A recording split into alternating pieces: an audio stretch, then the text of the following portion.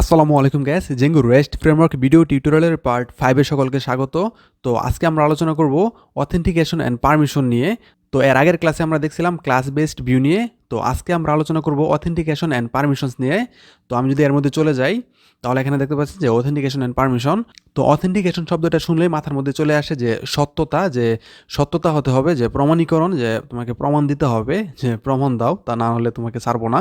এবং এখানে পারমিশনস, তো পারমিশন মানেই যে অনুমতি টাইপের, এই টাইপের একটা ব্যাপার চলে আসে যে তোমার প্রবেশপত্র না থাকলে তোমাকে পরীক্ষার হলে ঢুকতে দেওয়া হবে না। তাছাড়া আপনার যে যত সুন্দরী গার্লফ্রেন্ডই হোক না কেন, যদি আপনার টিকিট না থাকে তাহলে আপনার পার্কে ঢুকতে দেওয়া হবে না। তো এই টাইপের অনেক ব্যাপার চলে আসে, তাই না? তো আমরা এই ব্যাপারগুলো আজকে দেখবো। তো অথেন্টিকেশন এবং পারমিশন আরও বিস্তারিত দেখতে গেলে আপনারা যদি এপিআই গাইডে চলে যান, গাইডে আসার পর এখানে অথেন্টিকেশন এখানে যদি চলে যান তাহলে এখানে আরও বিস্তারিত বলা আছে। তো তারপর এখানে বলতেছে যে auth need to be a pluggable. তো আপনারা যদি এখানে আরেকটু পড়েন তাহলে বুঝতে পারবেন যে এখানে বলতেছে যে অথেন্টিকেশন আমাদেরকে এনশিওর করে যে এটা আমাদের ইউজার কাছ থেকে আসতেছে কিনা, অর্থাৎ যে ক্লায়েন্ট আমাদেরকে সেন্ড করতেছে ওই ক্লায়েন্টের কাছ থেকে আসলে আসতেছে কিনা, না অন্য কোথাও থেকে আসতেছে, তো এটা এনশিওর করে। এবং পারমিশন এনশিওর করে যে এটা সত্যি ইউজারের কাছ থেকে আসতেছে কিনা। তো এই ব্যাপারগুলো মূলত যে আমরা আরও বিস্তারিত জানবো আর কি একটু সামনে গেলেই। তো তারপরে যদি আমরা আর নিচে আসি তাহলে এখানে দেখতে পাচ্ছেন যে সেটিংস দ্য অথেন্টিকেশন স্কিম। তো এটা আপনার ডিফল্টভাবে, যে ডিফল্টটা গ্লোবালি ইউজ করার জন্য আর কি, তো একটা স্ট্যান্ডার্ড ফরম্যাট এটা দেওয়া আছে। তো তারপর আমরা যদি আর নিচে আসি তাহলে এখানে দেখতে পাচ্ছেন যে অথরাইজড অ্যান্ড ফরবিডেন রেসপন্স।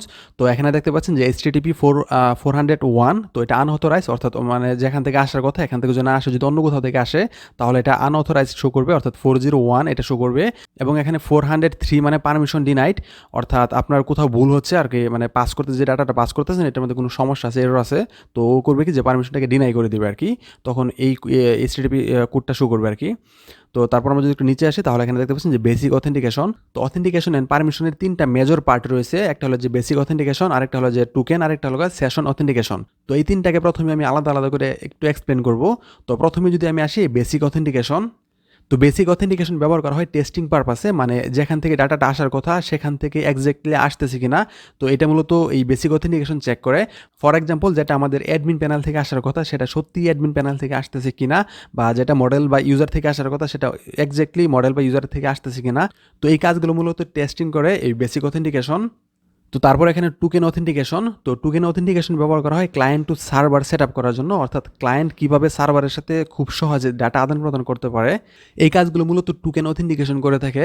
এবং লগ ইন লগ আউট, যে এই কাজগুলো যেটা আমাদের করি এই কাজগুলো মূলত টোকেন অথেন্টিকেশন করে থাকে। তো আমি যদি একটু উদাহরণ দিই, আপনি যখন আপনার ব্যাঙ্ক অ্যাকাউন্টে লগ ইন করেন, তো লগ ইন করার পর আপনাকে কিন্তু যে অনেক সময় যে দেখবেন যে আপনাকে একটা আপনার মোবাইলে একটা SMS পাঠাচ্ছে, তো SMS-এ যে কোডটা থাকে এই কোডটা দিলে তারপর আপনাকে পারমিশন দেয় ঢোকার জন্য। তো এই কাজগুলো মূলত টোকেন অথেন্টিকেশন করে থাকে। তো যারা আপনার সাইবার সিকিউরিটি বা হোয়াইট হ্যাকার, তো তারা মূলত এই কাজগুলো খুব ভালো করে বুঝে। তো আপনাকে অবশ্যই ভালো করে শিখতে হবে, কারণ আপনার একটা ওয়েবসাইট ডেভেলপ করতে গেলে আপনার ওই ওয়েবসাইটের নিরাপত্তা দেওয়া কিন্তু আপনার দায়িত্ব। তো তারপর সেশন অথেন্টিকেশন। তো আমি যদি একটু এই পাশে এসে আমি যদি এখানে ক্লিক করি সেশন অথেন্টিকেশন, তো এখানে দেখতে পাচ্ছেন যে আপনার আলাদা আলাদা করে দেওয়া আছে বেসিক, টোকেন, সেশন। তো আমি যদি সেশন অথেন্টিকেশন আসি, তো সেশন অথেন্টিকেশন এখানে দেখাচ্ছে।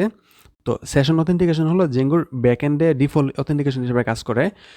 সেশন অথেন্টিকেশন ব্রাউজারে লগ ইন লগ আউটের যে ইনফরমেশনগুলো আছে এগুলো সেভ করে রাখতে পারে।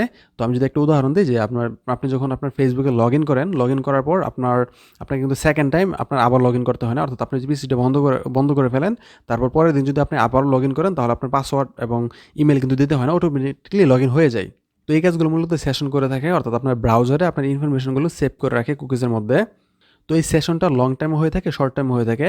আপনি যদি ফেসবুকে লগ ইন করেন তাহলে আপনার ফেসবুকে কিন্তু পরবর্তীতে আবার লগ ইন করতে হয় না, অনেক দিন থাকে। আর আপনি যদি ব্যাঙ্ক ট্যাঙ্ক এই জাতীয় কোনো কোথাও যদি লগ ইন করেন তাহলে দেখবেন যে আপনার 5 মিনিট পরে আপনার যদি এটা কেটে দেন, আপনার যে ট্যাবটা ওপেন করছিলেন, তো এটা যদি কেটে দেন 5 মিনিট পরে দেখবেন এটা আর লগ ইন করা যাচ্ছে না, মানে তারা 5 মিনিট পর্যন্ত টাইম দিয়ে দেয়।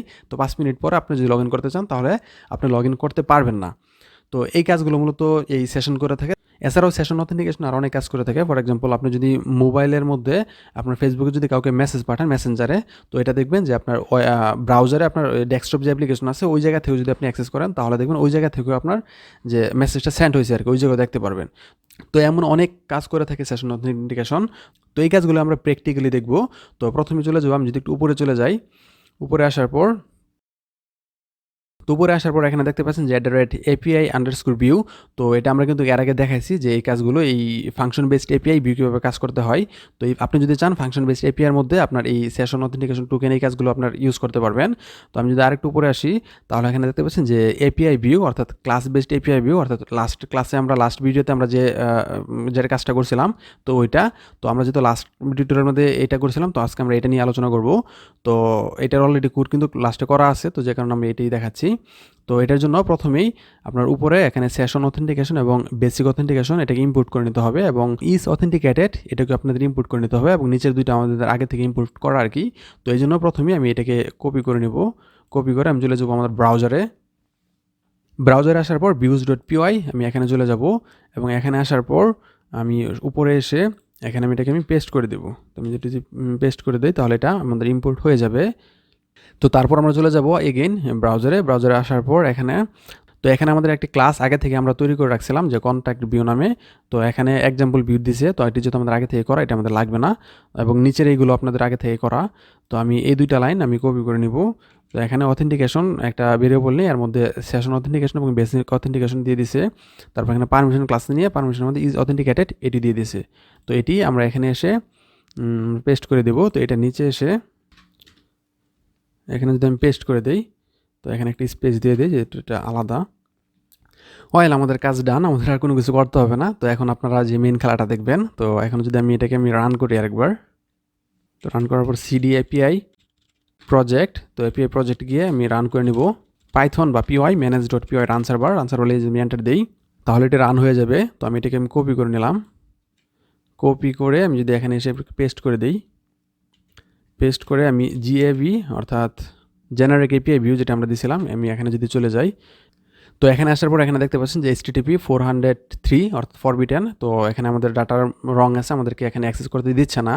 তো তারপর এখানে একটু নিচে আসে তাহলে এখানে দেখতে পাচ্ছেন যে detail authentication credential were not provide. তো এটা আমাদের কারণ হলো আমাদের অ্যাডমিন প্যানেলে লগ ইন করা নাই। আমরা যখন অ্যাডমিন প্যানেলে লগ ইন করবো, লগ ইন করার পর আমাদেরকে এখানে ঢুকতে দিবে।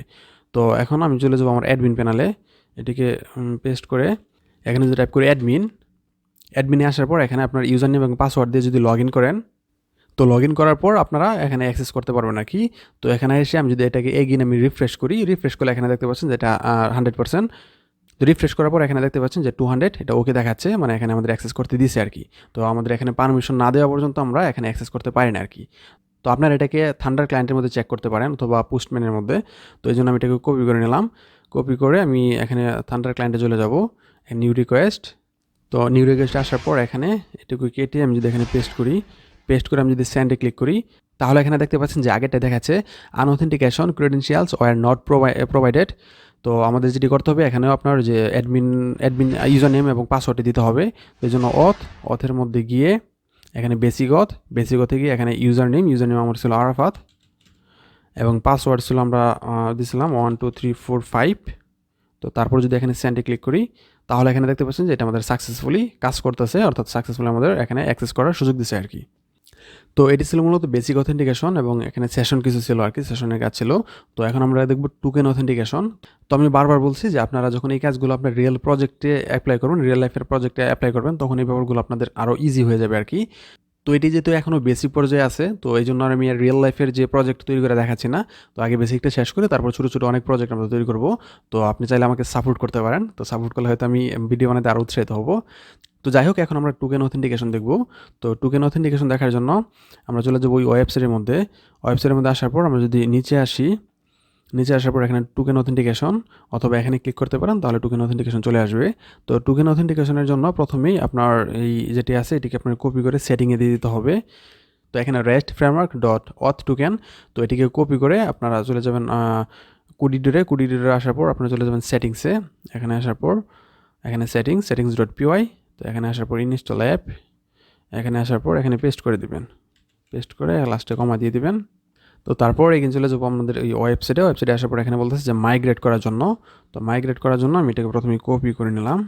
তো কপি করার পর এখানে এসে তো এখানে আমি কেটে আবার নতুন করে টার্মিনালে গিয়ে এটাকে আমরা মাইগ্রেট করে নিব।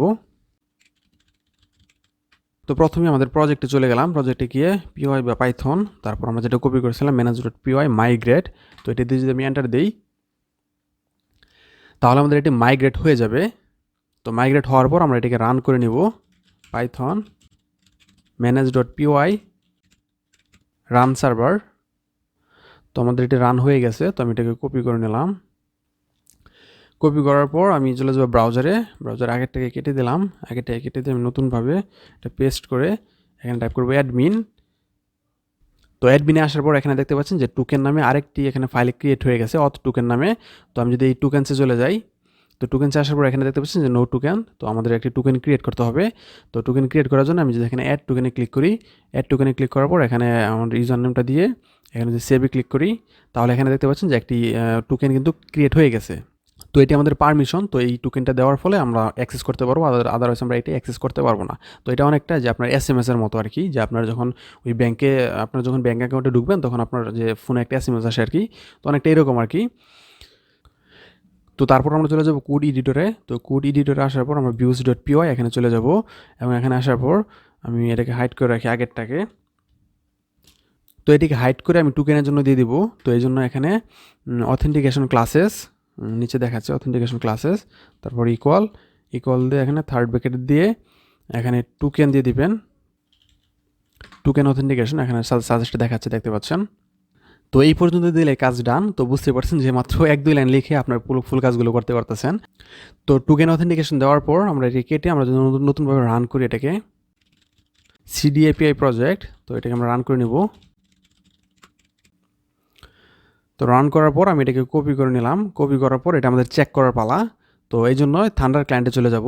থান্ডার ক্লায়েন্টে আসার পর নিউ রিকোয়েস্টে আসার পর আমি এটাকে কেটে এখানে পেস্ট করে দিলাম ওইটা, এবং জিএবি অর্থাৎ জেনারেট এপিআই ভিউ যেটা আমরা দিছিলাম। তো তারপর আমরা চলে যাব হেডারের মধ্যে। তো হেডারে আসার পর এখানে দিতে হবে অথরাইজেশন। তো অথরাইজেশন এটা আমি দিয়ে দিলাম। তারপর এখানে ভ্যালুর মধ্যে প্রথমে আমরা টাইপ করব টোকেন দিয়ে একটা স্পেস দিয়ে আমরা যে টোকেনটা আমরা জেনারেট করছিলাম এই টোকেনটা আমরা এখানে দিয়ে দিতে হবে। তো এখন আমরা চলে যাব আমাদের ব্রাউজারে আসার পর আমরা যে টোকেনটা জেনারেট করছিলাম এটাকে কপি করে, তো কপি করার পর আমরা এগেইন এখানে পেস্ট করে দিব। তো পেস্ট করার পর এখন আমরা যদি এটাকে সেন্ড করি, সেন্ড করার পর এখানে দেখতে পাচ্ছেন যে আমাদেরকে এখানে ডাটাগুলো আমাদের শো করতেছে, অর্থাৎ আমাদেরকে অ্যাক্সেস করার সুযোগ দিচ্ছে আর কি। এবং আমি যদি এটাকে তুলে দিয়ে যদি এখানে সেন্ড ক্লিক করি, তাহলে এখানে দেখতে পাচ্ছেন যে এগেইন এরর দেখাচ্ছে, আনঅথেন্টিকেশন ক্রেডেনশিয়াল আর নট প্রোভাইডেড। তো আমি এগেইন এখানে টিক দিয়ে এখানে যদি সেন্ড করি, তাহলে এখানে দেখতে পাচ্ছেন যে আমরা ডাটাগুলো আমরা দেখতে পারতেছি আর কি। তো আশা করি ব্যাপারগুলো আপনারা অল্প করে বুঝতেছেন। তো এই কাজগুলো আমরা রিয়েল লাইফে এক্সাম্পল দিলেই, রিয়েল লাইফের প্রজেক্ট তৈরি করলে সব ক্লিয়ার হয়ে যাবে। তো অথেন্টিকেশনস অ্যান্ড পারমিশন নিয়ে এই পর্যন্তই। তো দেখা হচ্ছে পরবর্তী ভিডিওতে। Till then take care, bye by.